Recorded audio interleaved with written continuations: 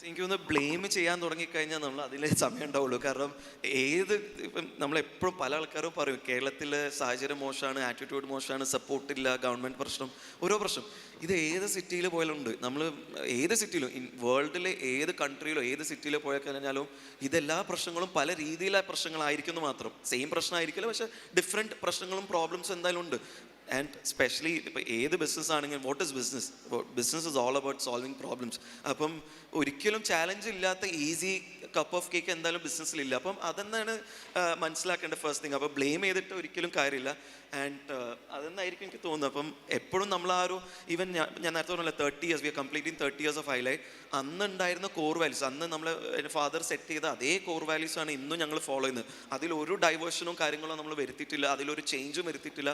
ആ core value stays the same even after 3 decades of highlight operations.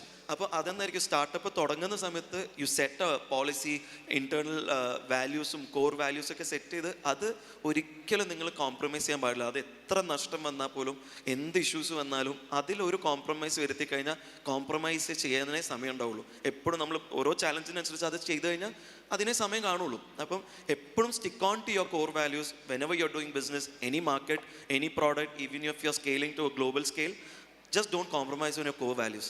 അത് എനിക്ക് തോന്നുന്നു ഓരോ core values are different for everybody. ഞങ്ങളതായിരിക്കില്ല ചിലപ്പം ബാക്കിയുള്ള ആൾക്കാരത്. അപ്പം just decide on your core values.